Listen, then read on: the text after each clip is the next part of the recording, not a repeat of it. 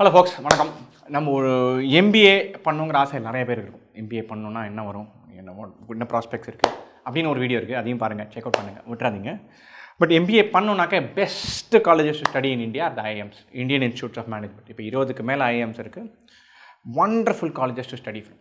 So இந்த வீடியோவில் என்ன கவர் பண்ண போகிறோன்னா, இந்த கேட்டுங்கிறது is the entrance for the MBA. CAT எழுதினா தான் ப்ராக்டிக்கலி எம்பிஏவே பண்ண முடியும். இந்தியாவிலேருந்து ரெஸ்ட் பண்ணி டாப் 100 காலேஜஸ் எடுத்தால் 90க்கு மேலே 90க்கு மேலே காலேஜஸ் அவுட் ஆஃப் 100, ஃபஸ்ட்டு 100 முதல் 100 எடுத்தால் அதில் 90க்கு மேலே கேட் வழியாக போகலாம். அதில் ஒரு 70 கேட் எழுதினா தான் போக முடியும், வேறு எக்ஸாமே கிடையாது. அதர் எக்ஸாம் எக்ஸ்ஐடி இருக்குது, டான்செட் இருக்குது, என்மேட் இருக்குது, அதெல்லாம் இருக்குது. பட் மெயின் எக்ஸாம் அப்படின்னு எடுத்துக்கிட்டோன்னா கேட் தான். ஐஎம்ஸ்க்கு போகணுன்னா கேட்டு தான். ஸோ இந்த வீடியோவில் என்ன பண்ண போகிறோம்னாக்கா, கேட்னா என்ன டெஸ்ட் பண்ணுவாங்க, அதுக்கு வாட் இஸ் த ஐடியா, அந்த டெஸ்ட் பண்ணுறதுக்கு அவங்களோட ஐடியா என்னது, எப்படி பிளான் பண்ணோம், என்னெல்லாம் காலேஜஸ் கிடைக்கும், எப்படி ப்ரிப்பேர் பண்ணணும், அவ்வளோதான். கேட் என்ன காமன் அட்மிஷன் டெஸ்ட்டு இருக்கிற எல்லா காலேஜஸ்க்கும். இது ஒரு 20க்கு மேலே ஐஎம்ஸ் இருக்குது. எல்லா ஐஐடிஸ்க்கும் கேட் தான் என்ட்ரன்ஸு. எஃப்எம்எஸ், எஸ்பிஜெயின், எல்லாத்துக்கும் கேட் வழியாக போகலாம். What is is gate test? கேட்டில் என்ன டெஸ்ட் பண்ணுவாங்க? மூணு கேட்டகரி இருக்குது, 3 செக்ஷன் இருக்குது. ஒன்று VARC, verbal ability and reading comprehension. இங்கிலீஷில் பேசிக் லெவலில் டெஸ்ட் பண்ணுவாங்க. இதில் என்ன மோஸ்ட் இம்பார்ட்டன்ட் திங்னா, இங்கிலீஷை டெஸ்ட் பண்ணுவாங்களே தவிர it's not an English paper. What do I mean by that? ஒரு இங்கிலீஷ் பேப்பர் அப்படின்னு எடுத்துக்கிட்டாங்க, இந்த லிட்ரேச்சர் கேட்பாங்க, அந்த லெசனை டிஸ்கிரைப் பண்ணுவாங்க, எஸ்ஸே எழுதும்பாங்க, அதெல்லாம் கிடையாது. கிராமர் கேட்பாங்க, பாஸ்ட் பார்ட்டிசிபிள்னா என்ன, ஜெரண்ட்னா என்னன்னு கேட்பாங்க, அதெல்லாம் கிடையாது. வொக்காபுலரி கேட்பாங்க, இந்த வேர்டுக்கு என்ன மீனிங்னு கேட்பாங்க, அதெல்லாம் கிடையாது. அவங்க இங்கிலீஷை டெஸ்ட் பண்ணல, இங்கிலீஷை ஒரு டூலாக எடுத்துக்கிட்டு எவ்வளோ கிளியராக திங்க் பண்ண முடியும், எவ்வளோ கிளியராக புரிஞ்சிக்க முடியுங்கிறது திங்க் பண்ணுறாங்க. Super important skill set. So இதில் 24 கொஸ்டின் இருக்கும். அதில் 16 question just reading comprehension, 2/3 of the paper. 65% reading comprehension. ஒரு பேசேஜை படிக்கணும், அது கீழே இருக்க 4 கொஸ்டின் ஆன்சர் பண்ணணும். Entire paper is objective.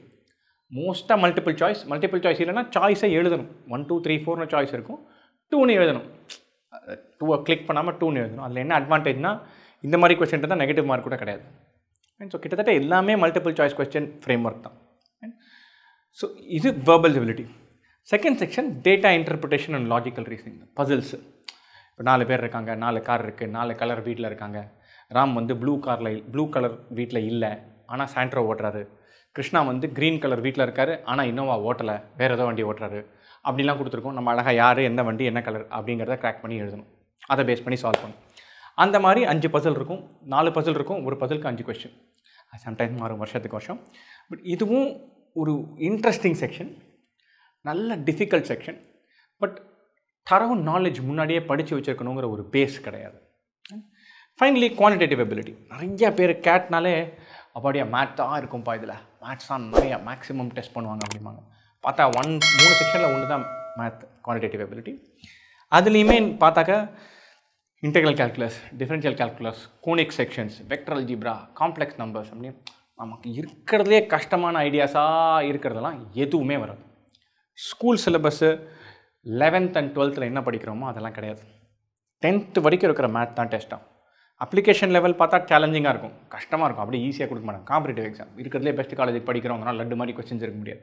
But சிலபஸ்ங்கிறது ரொம்ப ஸ்ட்ரெயிட் ஃபார்வர்ட். அண்ட் நான் என்ன கிளியராக என்ன பாயிண்ட் கன்வே பண்ணணும்னு நினைக்கிறேன்னா, சில பேர் உங்களில் யூபிஎஸ்சி படிக்கணும்னு டிசைட் பண்ணியிருப்பீங்க, சார்ட்டர்ட் அக்கௌண்டன்சி படிக்கணும் பிளான் பண்ணணும்னு யோசிச்சிருப்பீங்க.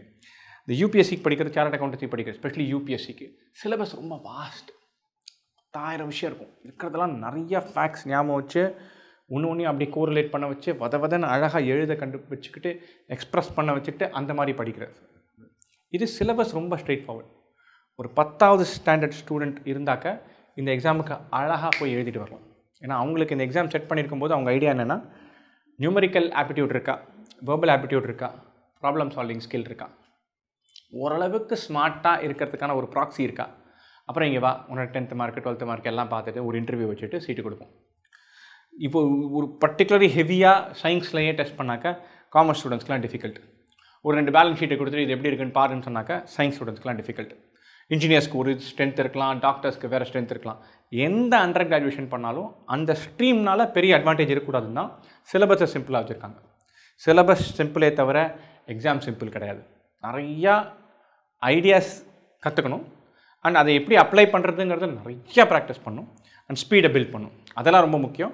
பட் சிலபஸ் ரொம்ப ஸ்ட்ரெயிட் ஃபார்வர்ட், ஞாபகம் வச்சுக்கோங்க ப்ரிப்பேர் பண்ணும்போது. ஸோ நிறைய பேர் அப்பாடி இதெல்லாம் நம்மளால் முடியவே முடியாதுன்னு நினைப்பாங்க. அப்படி கண்டிப்பாக கிடையாது.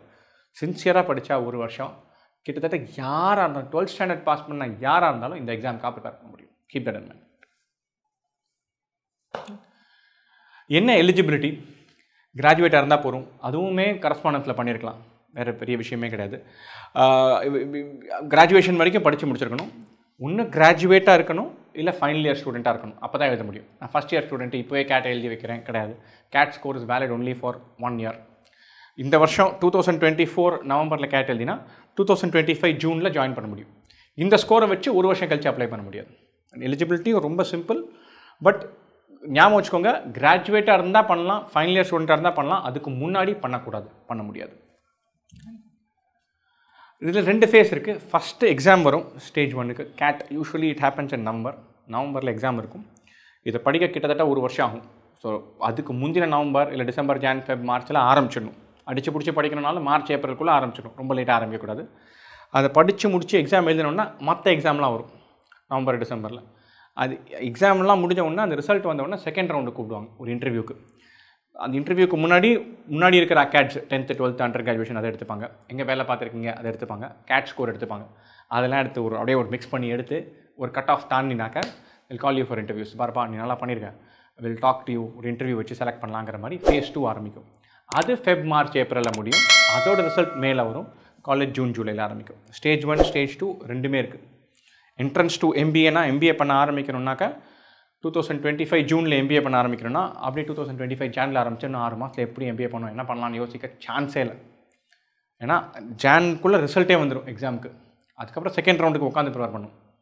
ஸோ நவம்பரில் எக்ஸாம் இருக்கும். அதுக்கு முந்தின நவம்பர் இல்லை டிசம்பர், ஜான், ஃபெபுக்குள்ளே ப்ரிப்பரேஷன் ஆரம்பிக்கணும். ஸோ அந்த டைம் லைன் வச்சுக்கோங்க. 2 ஸ்டேஜ் இருக்குது. இப்போ என்னெல்லாம் காலேஜஸ் இருக்குது அப்படின்னாக்கா, as I said 20 IIMs இருக்குது. The best IIMs are the ones in Ahmedabad, Bangalore, Calcutta, Lucknow, Indore, Kozhikode. FMS, FP Jain, XLRI, Jamshedpur, they are wonderful colleges. Tier 1 colleges எடுத்துக்கிட்டோன்னா ஒரு 10லேருந்து 15 வச்சுக்கலாம். Tier 2னா அதுக்கு அடுத்த ரன் ஒரு step கீழே IIM Ranchi, Rohtak, Udaipur, IIM Trichy, அதெல்லாம் இந்த லிஸ்ட்டில் வரும். IIT Madras, IIT Delhi, IIT Kharagpur, IIT Bombay, அதெல்லாம் இந்த லிஸ்ட்டில் வரும். Tier 3 அதுக்கும் ஒரு ரங்கு கீழேனா இதில் ஒரு 20 காலேஜ் இருக்கும். இதுக்கு கீழே இதில் ஒரு 30 காலேஜ் இருக்கும். XIME, IMT Ghaziabad, KJ Somaiya, Velingkar, டாப்மி, அதெல்லாம் இந்த கேட்டகரியில் வரும்.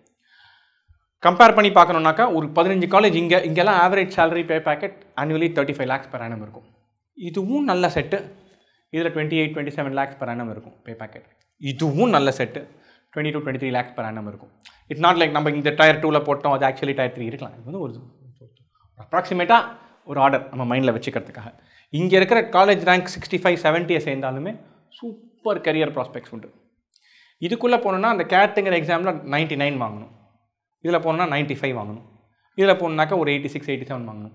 ஸோ அதுக்கு தகுந்த மாதிரி அந்தந்த காலேஜ் 82-83% வாங்கி Tier 3 காலேஜ் போய் பெரிய CEO ஆனவங்களாம் இருக்காங்க. ஒரு எக்ஸாம் நம்ம எவ்வளோ அந்த எக்ஸாம் எப்படி கிளியர் பண்ணுறோங்கிறது அந்த மாதிரி ஒரு இடத்துல வரலாம். இந்த காலேஜ் ரேங்க் 60 போனாலும் அதுக்கு ப்ராஸ்பெக்ட்ஸ் ஃபென்டாஸ்டிக், பியூட்டிஃபுல் ப்ராஸ்பெக்ட் இருக்குது. அதை மைண்டில் வச்சுக்கோங்க. ஸோ இதுதான் ஆம்பிஷன், இதுவாக இருக்கலாம். பட் இது எல்லாத்தோட நாலேஜ் கண்டிப்பாக வேணும். Keep that in mind. கிட்டத்தட்ட எல்லாமே கவர் பண்ணிட்டோம். வேறு ஏதாவது டவுட் இருந்ததுனாக்கா கேட்னா என்ன, அதான் இது இந்த லெசனோட ஐடியா. MBA எதுக்கு பண்ணும் அப்படின்னு ஒரு வீடியோ இருக்குது. கேட்டுக்கு எப்படி ப்ரிப்பேர் பண்ணும் அதுக்குன்னு ஒரு வீடியோ இருக்குது. So 3மே important. MBAனா என்ன, MBAங்கிறது எதுக்கு பண்ணும், கேட்னா என்ன, அதுக்கு எப்படி ப்ரிப்பேர் பண்ணும், எல்லாமே பாருங்கள். என்ன டவுட் இருந்தாலும் கமெண்ட்டில் போஸ்ட் பண்ணுங்கள். Will reply to that. Best wishes.